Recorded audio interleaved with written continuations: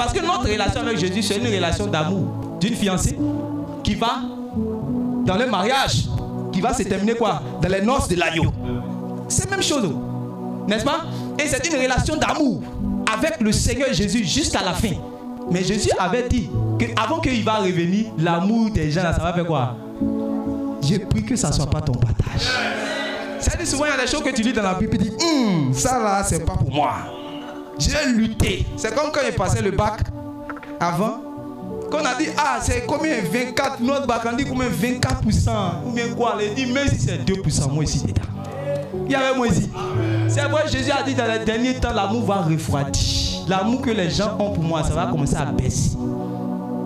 Mais toi, tu dois dire, Seigneur, moi, mon amour ne va pas baisser.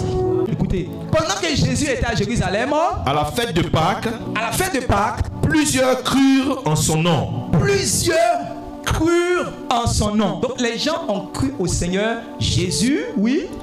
Voyant les miracles qu'il faisait. Mais ils ont cru au Seigneur Jésus en voyant les miracles qu'il faisait. Est-ce que vous êtes avec moi ici? Ils ont cru au Seigneur Jésus en voyant les miracles qu'il faisait. La suite. Verset 24. Verset 24, écoutez très bien. Mais Jésus ne se fiait point à eux. Mais Jésus, lui, ne se fiait point à qui? Ceux qui croyaient en lui. Cette partie-là, quand je lis ça, je dis, Seigneur, voici des gens qui croient en toi. Toi, moi, on croit en toi et les gens ne croient pas en toi. Mais voici des gens, eux, croient déjà en toi. Mais malgré qu'on croit en lui, lui en qui on croit, il ne se fie point à ceux qui croient en lui. Pourquoi des gens ont quitté leur maison, sont lavés puis sont venus ici? Ici, à qui croit pas en Jésus? Tous ceux que vous voyez dans les églises, là, ils se sont levés le matin à 6 heures là. C'est parce qu'ils croient en Jésus. C'est pour cela que tu n'es pas resté dans un bar. C'est pour cela que tu n'es pas dans le quartier en train de boire. C'est pour cela que tu n'es pas resté à la maison en train de te divertir. Tu es venu où ça? Dans la présence de Dieu. Là où on parle de Jésus. Parce que tu crois. Mais ça ne suffit pas pour Jésus. Vous êtes avec moi maintenant?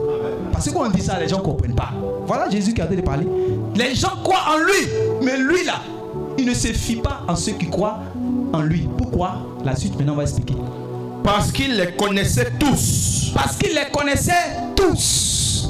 Oui. Et parce qu'il n'avait pas besoin qu'on lui rendît témoignage d'aucun homme. Et parce qu'il n'avait pas besoin qu'on lui rendît témoignage d'aucun homme. Car il savait lui-même ce qui était dans l'homme. Car il savait lui-même ce qui était dans l'homme. Est-ce que vous voyez? Qui est venu ce matin à cause de Jésus? Levez les mains. Qui est venu ce matin à cause de Jésus? Qui croit en Jésus? Voilà, ça c'est déjà une bonne chose. Maintenant, Jésus ne va pas se contenter du fait que tu crois en lui. En retour, il va faire quoi? Il va te sonder maintenant. Il va regarder ton cœur maintenant. Parce que les gens là le suivaient pour une raison. Ils ne le suivaient pas pour la bonne raison. Ils ne croyaient pas en lui comme lui voulait qu'ils croient en lui. Ils croyaient en Jésus pour ce qu'il était capable de faire. Regardez que quand vous allez arriver dans Jean chapitre 3, parce que c'est la suite de l'histoire. Parce que quand on écrivait la Bible avant, il n'y avait pas les chapitres, tout ça. On est en train de relater l'histoire. C'est de ce nombre de ceux qui croyaient là que Nicodème va sortir aussi. Seulement qu'eux croyaient publiquement et puis en journée. Mais lui, c'était la nuit qui s'est caché. C'est la suite de l'histoire. Quand vous arrivez directement sur l'affaire de Nicodème, c'est la suite de l'histoire. C'est pour ça que quand il est venu à Jésus, qu'est-ce qu'il a dit? Il dit que personne ne peut faire ces choses que tu fais si Dieu n'est pas avec lui. Donc Nicodème croyait aussi en Jésus pour ce que Jésus était capable de faire. Au même titre que ceux en qui Jésus ne se fie pas. Qui est avec moi ici? C'est pour ça que dès qu'il est venu dire à Jésus, tu es un docteur venu de Dieu, Jésus n'est pas rentré dans la flatterie. La même chose, le même sentiment qu'il a pour ceux qui sont là, en disant qu'il ne se fie pas en eux, c'est la même chose qu'il a eu aussi pour Nicodème. Il lui a dit, mon ami, il faut naître de nouveau. Mon ami, il faut... Voilà. Ma prière levée de mon cœur. C'est-à-dire que c'est que toutes les âmes, toutes les têtes qui sont ici, vraiment toutes les personnes qui sont ici, soient toutes nées de nouveau. Amen. Ça c'est la volonté de Jésus. C'est en ce moment qu'il va pouvoir maintenant se fier. Ceux qui sont prêts à croire au Seigneur Jésus pour ce qu'il est, c'est-à-dire celui qui va les débarrasser de leurs péchés et qui va faire d'eux une nouvelle personne. Si ton amour là pour Jésus c'est ça là, tu seras agréable à lui, il va décider de marcher avec toi. C'est pour ça qu'à un certain moment dans Luc chapitre 14, 15, les gens le suivaient. Mais à un certain moment il s'est arrêté. Il s'est tourné et dit, si quelqu'un veut me suivre là, ça veut dire que depuis ils sont de faire route et lui, ils ne le suivent pas. C'est pas ça? Donc à Jésus, si quelqu'un veut me suivre, depuis ton suivi, il y a des gens qui ont fait des kilomètres, n'est-ce pas? Regardez dans Jean chapitre 6, ce qui s'est passé. Les gens ont fait même 3 jours de marche. Ils n'ont pas mangé.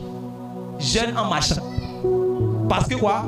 En suivant Jésus, ils voyaient réellement ces miracles. Tellement que c'était merveilleux. Dis avec moi, c'était merveilleux. Mais arrivé cet moment, ils avaient faim. Quand Jésus les regardait, ils voient qu'ils étaient affamés. Donc Jésus dit, ah, il va faire quelque chose pour eux. Et c'est là qu'on a eu la multiplication des pains. Tout le monde a mangé, juste ça, c'est resté. Quand les gens ont vu, ils ont dit, ah, c'est quel gars? Dis avec moi, c'est quel gars ça là? Aïe, il est quitté où? Il vient d'où? Est-ce que c'est pas lui là même qui doit venir? C'est pas le prophète qui doit venir? On dirait que c'est lui. Ils ont commencé même à penser ça. Qu'est-ce qu'ils ont fait?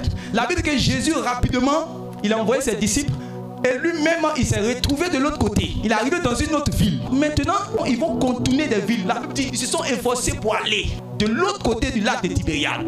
Jésus les regarde et puis il dit vous là, vous avez fait tout ce grand tout là. C'est-à-dire que vous avez quitté de Boaké pour venir jusqu'à Abidjan là.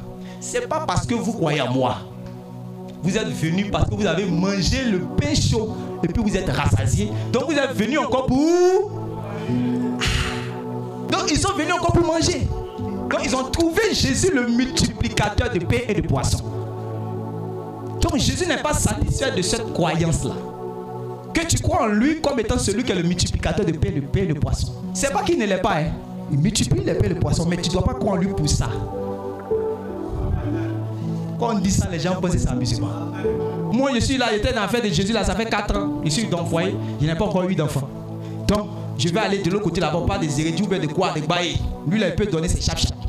Ça fait 4 ans ici, là, il ne m'a pas encore donné d'enfant. Donc, je vais où ça? La personne retourne pour aller de l'autre côté là-bas, pour aller chercher son enfant. Parce que son amour pour Dieu était fondé sur quoi? Maintenant, est-ce que Jésus ne donne pas avant? Voilà. Mais il ne veut pas que ton amour pour lui soit fondé sur ça. Est-ce que tu comprends ça? C'est pour cela que quand Satan a dit ça à Dieu là, par rapport à Job, lui là, il est avec toi parce qu'il a tout ça. Dieu était bloqué. Dis avec moi, Dieu même était bloqué. Il dit ton gars Job, il se joue les seins, il dit qu'il marche avec toi là. Il faut enlever, tu vas voir. Dieu ne peut plus discuter. Je prie que, ça veut dire que ce défi là, entre Dieu et puis Satan sur ta vie là, je prie que tu puisses relever ce défi au nom de Jésus-Christ. Si tu dis Amen, c'est ce qui va t'arriver. Rien ne pourra te séparer de l'amour de Dieu. Non seulement ils ne voyaient plus Jésus seulement comme un saint prophète, mais ils l'ont vu même comme un roi. Ils voulaient aller le prendre pour l'établir en tant que roi. Je vous pose la question, est-ce que Jésus n'était pas aussi roi? Est-ce qu'il n'était pas le roi des Juifs? Mais on dit Jésus lui-même il les a fui. Ça veut dire qu'il ne voulait pas ça. Pourtant il était réellement le roi des Juifs.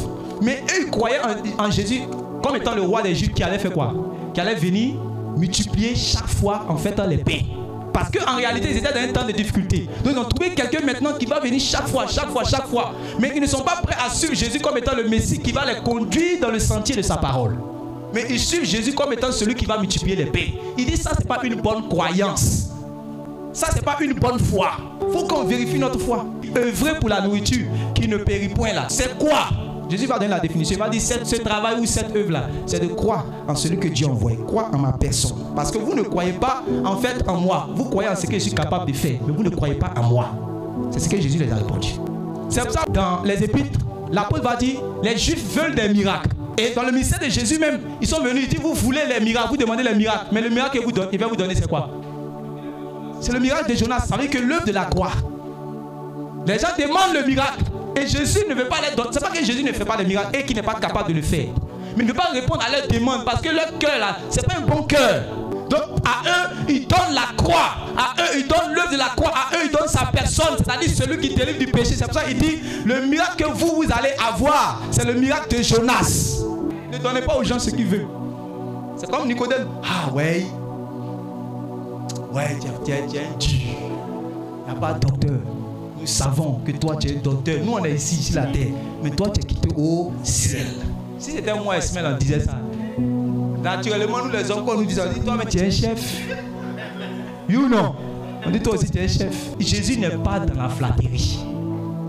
Jésus le regarde. Un gars qui c'était le docteur. C'est pas un docteur, c'était le docteur. C'est-à-dire le docteur parmi les docteurs. C'était Nicodème. Mais quand Jésus l'a regardé, il dit toi tu dois naître de nouveau. Les pasteurs, les serviteurs de Dieu là, ne vous laissez pas flatter, ne regardez pas. prêchons la parole sans faux fuyant. Et avec moi ici, soyons comme Jésus. Quand on évangélise, quand on prêche la parole, ne regardons pas l'apparence, ne regardons pas ce que... Non, la personne n'est pas née de nouveau. La personne doit naître de nouveau. Nicodème était déjà un grand docteur, théologien, tout ça. Mais quand Jésus le regarde dans son... Les mêmes dispositions de cœur que les gens là ont eu dans Jean chapitre 2 là, c'est les mêmes dispositions de cœur que lui il a. On dit car il ne se fiait pas en eux parce qu'il connaissait ce qui était dans leur cœur. Donc quand il regarde dans le cœur de Nicodème, il voit ce qui est dans son cœur. Or il est déjà habillé religieusement. Donc le fait que quelqu'un va venir à l'église, non, moi mon papa était ceci, ou bien moi mon papa est ceci, ou bien moi je suis dans telle religion. Nous on ne se laisse, la parole de Dieu ne se laisse pas flatter par ça. La parole de Dieu exige que tu puisses naître de nouveau. Que tu puisses suivre le Seigneur Jésus dans le sentier de sa parole. Car c'est dans le sentier de sa parole qu'on peut aboutir finalement dans la vie éternelle. On ne peut pas passer ailleurs. C'est pour ça qu'il dit, je suis le chemin, ensuite la vérité et la vie. Il dit, si vous ne passez pas par le sentier étroit là, vous n'allez pas aboutir à la vie. Mais les gens veulent passer par le chemin large et spacieux, où on les flatte, où on leur dit ce qu'ils ont envie d'entendre. Un serviteur de Dieu ne vient pas te dire ce que tu veux entendre. Il vient te dire ce que Dieu veut pour toi. Quand il prêche sur les choses, il dit non, le pasteur là, il parle de ma vie. Le pasteur a prêché au dit, il a dit, adultère que vous êtes, abandonnez l'adultère. Il dit, le pasteur parle de lui. Il dit, ton nom de famille là, c'est adultère. Il y a des gens qui se comportent comme ça. Que cela ne soit pas ton partage au nom de Jésus. Le péché, ce n'est pas ton nom de famille. Quand la parole de Dieu est prêchée, c'est la lumière. Et là où il y a les ténèbres seront démasquées. Mais c'est démasqué, ce n'est pas pour ton mal, c'est pour ton bien. La parole de Dieu, c'est comme l'alcool. S'il n'y a pas la plaie là, c'est glacé, tu es content. C'est pour ça souvent quand on prêche, il dit Amen, Amen, vas-y. Mais quand ça touche où il y a plaie, ton visage commence à s'abaisser. Mais ce n'est pas réellement pour ton mal, c'est pour ta guérison.